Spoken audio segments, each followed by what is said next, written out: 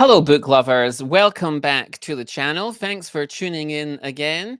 So let's just get right into it. What happens to the people left behind after tragedy? How does trauma shape memory, identity, and survival? Today, we're looking at There a Petal Silently Falls by Chae-yoon, a deeply unsettling and powerful novel about one of the darkest moments in modern Korean history.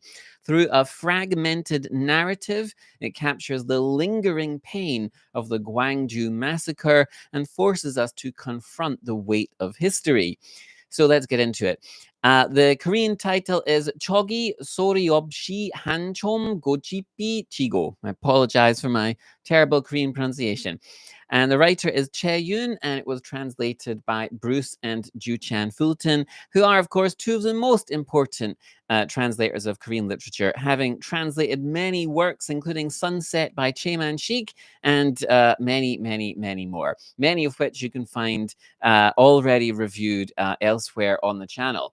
So Chae is a highly regarded novelist and critic. She won the Dongin Literature Prize in 1992 and the Isang Literature Prize in 1994.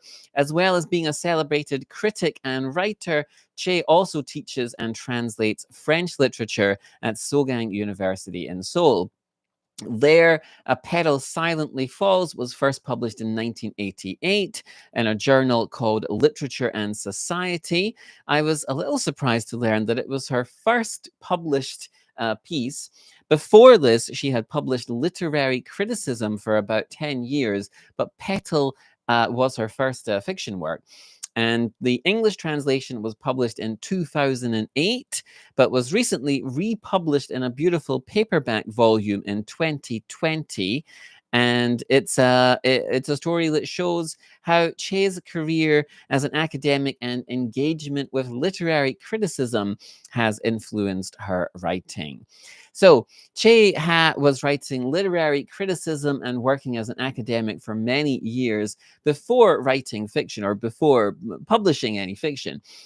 She also continued to work in those fields. So, how did literary theory influence her first work of fiction?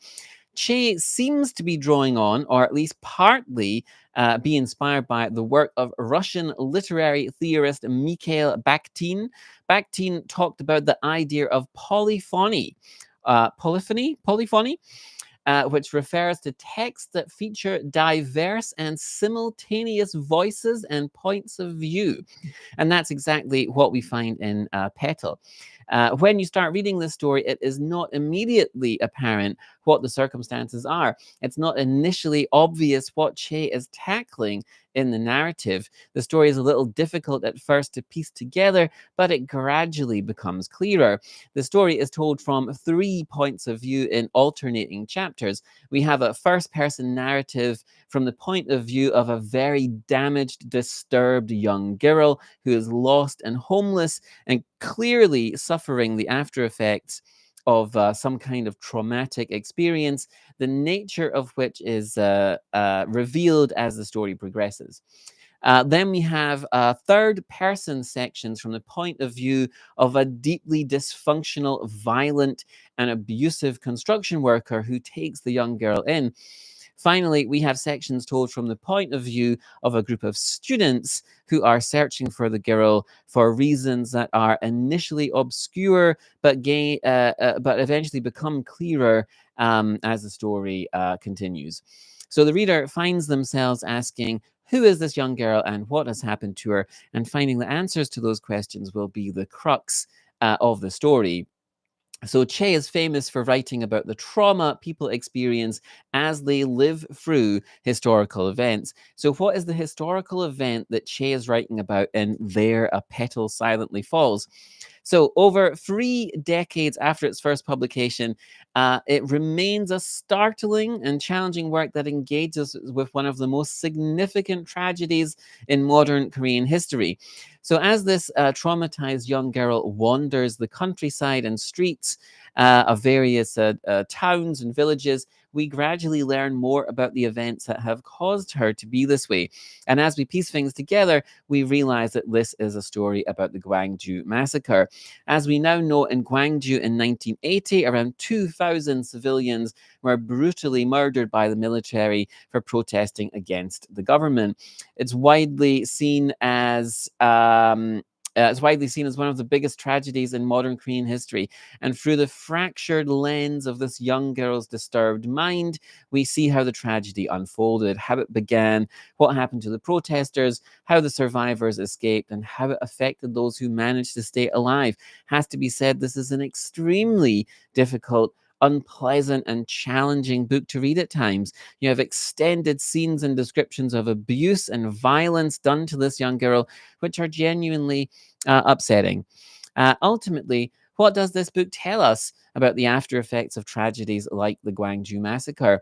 So, there are several complex things happening in this story. It is partly about how terrible events like Gwangju become possible. How does this happen, she asks? How can people do this to other people? Then we also have this very detailed description of trauma that seems at times like an attempt to put you inside the head of the traumatized person.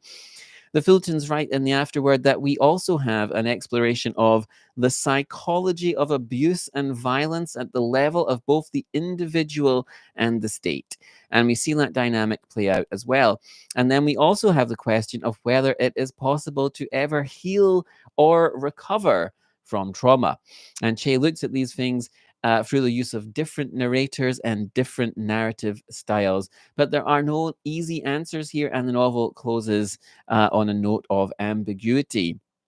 So, what are some final thoughts we could share about this? So, as I've said, this is a challenging read and it is upsetting, but it's also a very important book. It's also a book that's been very influential on writers like Han Gang, who wrote about Gwangju in her novel Human Acts. So, there, A Petal Silently Falls is an important work in the history of Korean literature, and it certainly deserves to be studied and read for a long time to come. So, what do you think? Have you read There a Petal Silently Falls or other works about the Gwangju uprising? How do you think literature helps us process historical trauma? So, please let's leave a comment in the below, and we can continue the discussion. And if you liked this review, don't forget to like the video to support the channel, subscribe for more reviews of Korean literature, and hit that notification bell so you never miss a new review. And if you're interested in more Korean literature, please watch some of the other videos on the channel. And as always, thank you for watching. Take care, happy reading, and see you in the next video, which I'm going to record right now.